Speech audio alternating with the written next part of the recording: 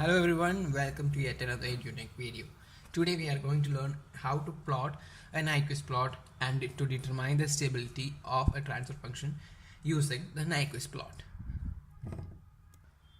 So after drawing a Nyquist plot, we determine the stability based on the Nyquist stability criteria. So what is a Nyquist stability criteria? It is given by a simple equation n equal to p minus z. N here is the number of anti-clockwise rotations. P is the number of poles in right hand plane, and Z is the number of zeros in right hand plane. So the number of anti-clockwise rotations should be equal around a certain point, should be equal to the number of poles in the right hand plane minus number of zeros in the right hand plane. When plotting a Nyquist plot, we are originally plotting the GS HFS contour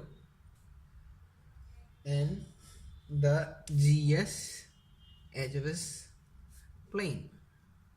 Okay, and we consider the encirclements of the point -1 plus 0j.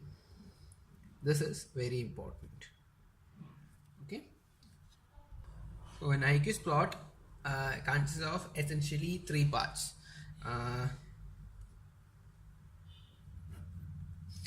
Before that, when we are drawing a Nyquist plot, we consider the entire S plane or the G of S plane, that is the right hand side of the plane, and determine whether there is any zeros or poles here with respect to the anti-clockwise rotation and clockwise rotation of the point -1.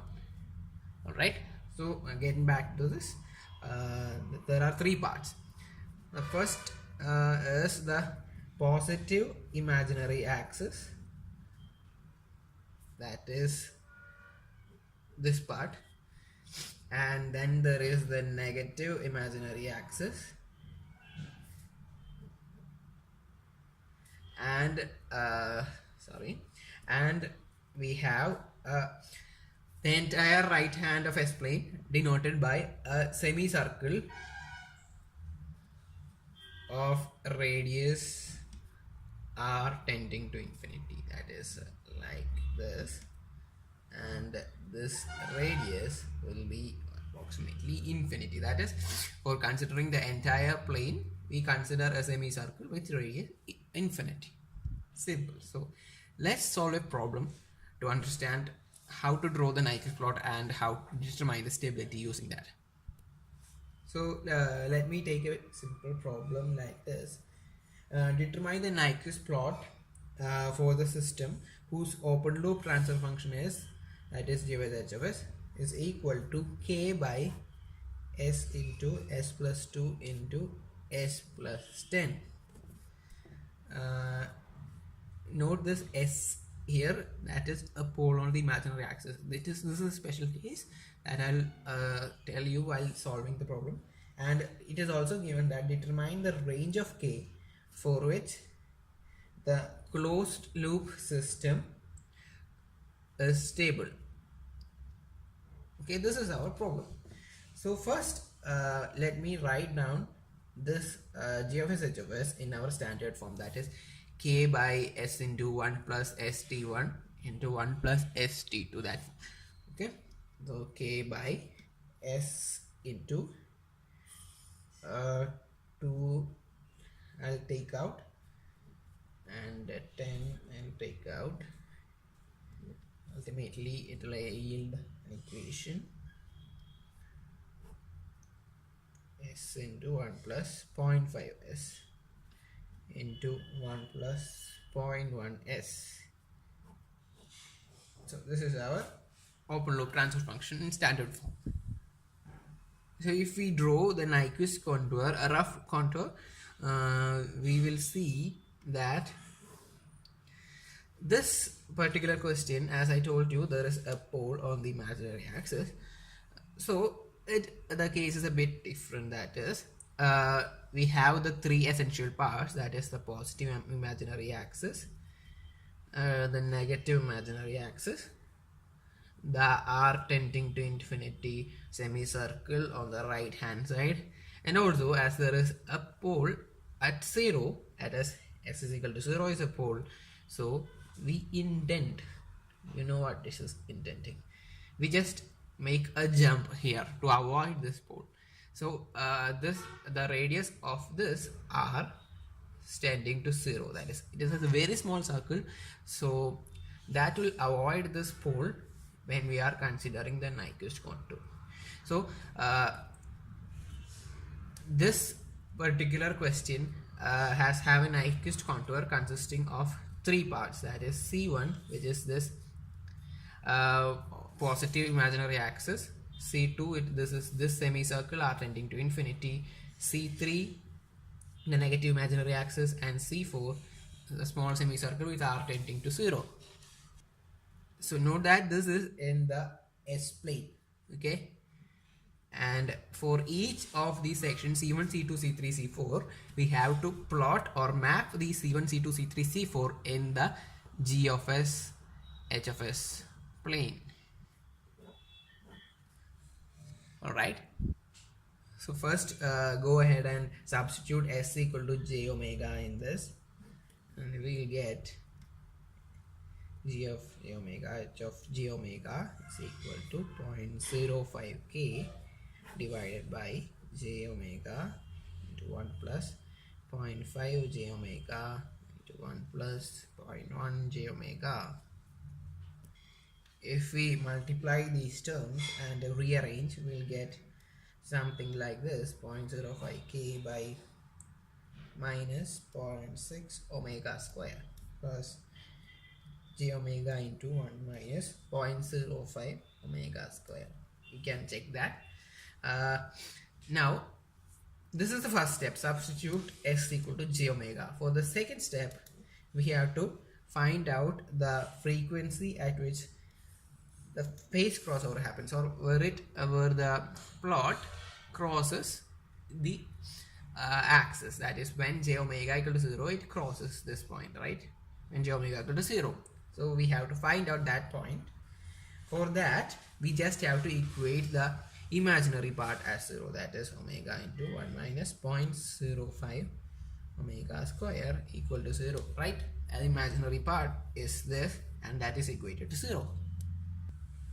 That means 0.05 omega square equal to 1, or omega square is equal to 1 by 0.05, or omega equal to omega pc, that is a phase crossover frequency, is equal to 1 by root of 0.05 equal to 4.472. Take on only the positive values here, radians per second. This is our omega. Now corresponding to this omega, what is that point? The real point, the point at which the real axis meets the contour, that is so we substitute omega pc in this equation. This omega is directly 0, so we can omit this term, and therefore G of J omega pc, H omega J omega pc is equal to 0.05 k divided by minus 0.6 into 4.472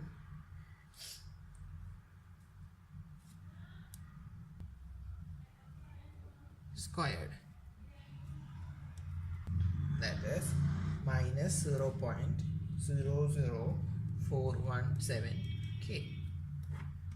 Keep these 2 points in mind. Okay, now let's move on to the next step. So let's keep that aside and move on to our third step. Third step is the mapping of each of the 4 sections. That is, first let's take C1. For C1, we can see that the Nyquist plot, or the S plane, we can represent the positive S plane, that is omega equal to 0 to omega equal to infinity. This is the J omega, right? So sigma J omega. So this is omega equal to 0 to omega equal to infinity, it extends to infinity. So the plot for omega equal to 0 to omega equal to infinity, what is that? We can write our equation as 0.05 k divided by j omega 1 plus 0.5 j omega 1 plus 0.1 j omega, and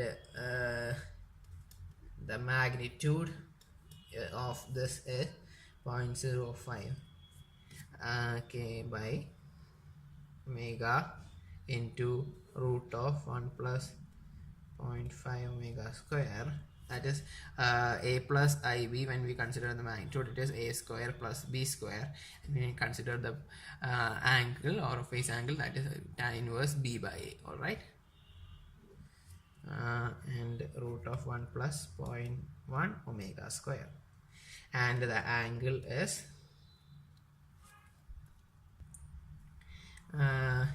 minus 90 minus tan inverse 0.5 omega minus tan inverse 0.1 omega. All right, now we find out the magnitude and phase at 0 and at infinity. Let me tell you, this is the exact same procedure as plotting the polar plot. If for this C1 and C3, we just have to plot the polar plot of this transfer function, and we get the Nyquist plot. The only difference is these two sections, the semicircular section C2 and C4. So I'm just going finding out the magnitudes and angles. So these are the values which we have to plot. This is the same exact procedure as plotting the polar plot. You can easily find out these values, that is m equal to infinity, omega equal to 0. In this equation we get 1 by 0, that is these two terms becomes 1 and 1, and into 0, that is 1, some term by 0, that is infinity, that is m is equal to infinity, and angle is minus 90 minus tan inverse 0, and tan inverse 0 is 0 itself, so minus 90 will be the angle. Similarly, this is magnitude 0 and angle is minus 270. So if we plot what do you say, the polar plot of this, this is 0 minus 90 minus 180 minus 270, right? Now at omega equal to 0, the magnitude is infinity and angle is minus 90. That is, it will first let me draw this one. When magnitude is 0, angle is minus 270. So plot will be like this. This will meet at minus 90 axis at infinity. So it will extend. Okay. Now before plotting the C4 or C2 here, let me plot the C3, because C3 is exactly symmetrical. C2 contour will be exactly symmetrical with that of C1. So I can draw directly the contour of C3, that is the negative imaginary axis C3. Now in the S plane, it is the negative imaginary axis, and in the j omega plane, it is this mirror image of this contour. That is it will be something like this. All right, I hope this is clear. These two steps I have only drawn the polar plot. If you combine these two, you get the polar plot. So this is the mapping of C3 into G of S, H of S plane. Now let's move into the two semicircular sections. Now we are going to map C2. C2 is the huge semicircle, the R tending to infinity. Alright, so we have to map this into our GFS HFS plane. So what we do is we write the transfer function, that is 0.05k s into 1 plus 0.5s into 1 plus 0.1 s. This was our question. Now here, as this is a semicircle, we can consider it in the form. This is very important. Okay, note this point. S equal to r e raised to I theta, and here we are varying the arrow is like this, so we are varying the angle theta from, this is plus pi by 2, that is pi by 2 in the anti-clockwise direction, and this is minus pi by 2 in clockwise direction. The direction is negative, so plus pi by 2 to minus pi by 2 is theta. Theta is varied from pi by 2 to minus pi by 2. All right. Now as here the r, as we know, is tending to infinity, we can consider, this is the two important things. The first one is this, second one is, as r is tending to infinity, we can approximate 1 plus st terms as st. Note these 2 points. You can make a note of it in your notebook or something. Okay. Now g of s, h of s can be modified as 0.05k divided by s into, here 1 plus st is 1 plus 0.5s, we can write as 0.5s itself. 1 we can omit, and here it is 0.1s, and if we multiply these terms, k by s cube. This is our equation. Now r is e raised to I theta, so we substitute that here, r e raised to I theta the whole cube. Here limit r tends to infinity we need to apply, so we get k, limit r tends to infinity, e raised to r cube, e raised to I theta whole cube. So limit r tends to infinity, 1 by infinity, it becomes k by infinity, so this is 0 e raised to minus j3 theta. Alright, the magnitude is 0, but this exponential term still remains, that is r does not occur in this term right here. So now we can vary the theta from pi by 2 to minus pi by 2, that is, this is 0 e raised to minus j3 pi by 2 is equal to 0 e raised to j3 pi by 2. So the mapping of, from this we can conclude that the mapping of this r tends to infinity semicircle in the right hand side of S plane is a infinitesimally small, that is r tends to 0 semicircle or a contour in from angle varying from minus 3 by pi by 2 to 3 pi by 2. Before drawing this, note that from minus 3 pi by 2 to plus 3 pi by 2,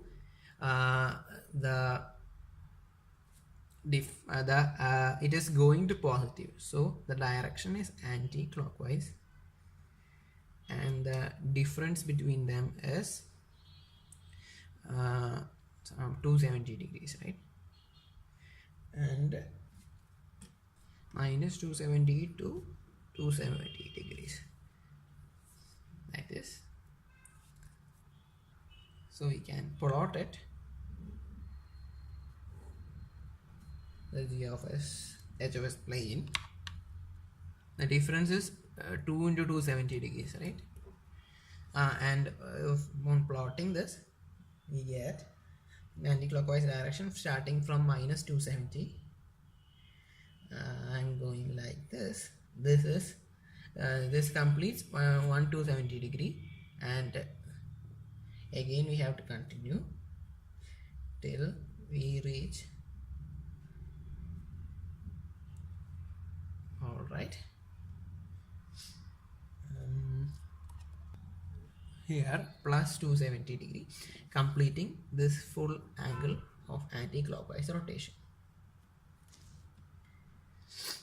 I hope this is clear. And here the r is tending to 0. So let's plot our final section, that is the C4 section. Here also we have a small semicircular section which can be represented by r e raised to I theta. But here note that the r is tending to 0. In the other case it was r tending to infinity. So here the speciality is 1 plus st can be approximated as 1. Note this point. Okay. Now our g of s h of s can be written as 0.05k by s into 1 plus 0.5s into 1 plus 0.1s. This becomes 1 and this becomes 1. So 0.05k by s. This becomes our equation. Now s equal to limit r tends to 0 r e raised to I theta, therefore 0.05k by r e raised to I theta. When we put this limit r equal to 0, we get infinity e raised to minus j theta, and theta is varied here from as you can see in this figure, this is minus pi by 2, this is pi by 2, so minus pi by 2 to pi by 2, the direction is upwards. So theta is varied from minus pi by 2 to pi by 2, and this is this yields e raised to pi by 2 j equal infinity e raised to minus pi by 2 j. Quickly plotting here, the angle is varied from pi by 2 to minus pi by 2, and the difference is 2 into pi by 2 degrees or pi degrees, and it is in the clockwise direction as it is going to negative. So from starting from pi by 2 plus pi by 2, we draw something like this, a semicircle like this, to reach minus pi by 2 with a span of 180 degrees or pi degrees in the clockwise direction. So we got the mapping of the 4 sections C1, C2, C3, C4. Now what we to obtain the Nyquist complete Nyquist plot, we combine these 4. Okay, so let me do that. Here I have the 4 sections. Here for C1, let me draw the axis first. For C1 we already found out the contour. Wait a minute. C1 we had something like this, and C2, what was C2 we got before that. Let me draw the mirror image of this, that is the mapping of C3.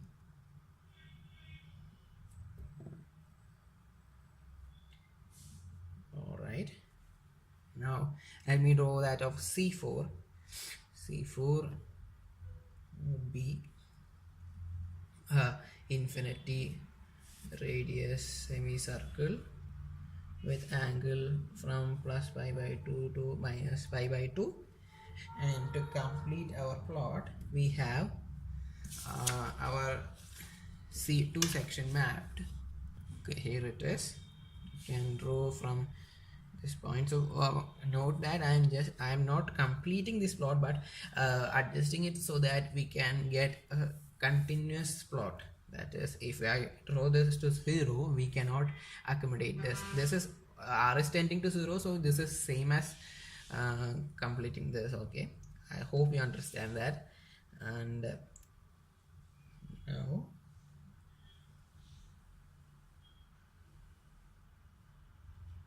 this is our complete Nyquist plot.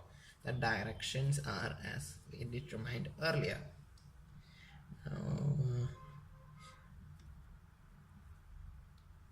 Alright, this is our Nyquist plot, and this point is the point that we earlier found out, that is,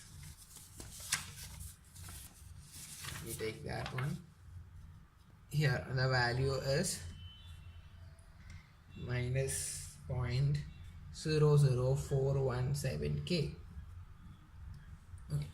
So this is our for a Nyquist plot and to determine the stability of our transfer function. We can take the value of k first. The limiting value of k, let me tell you, this is the point at which it crosses the real axis. So this point we have to find out the value of k when this point is -1. So when that point is -1, we get minus 0.00417k is equal to -1, right? Equate that to -1 to get the value of k at -1. So this will give me a value 1 by 0.00417 is equal to 240. If you calculate, you can find that out. And therefore we get two cases, k less than 240 and k greater than 240, right?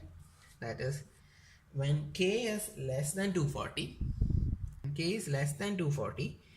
-1 will lie somewhere around here, and the contour will pass through points 0 and -1. Okay, and if that happens,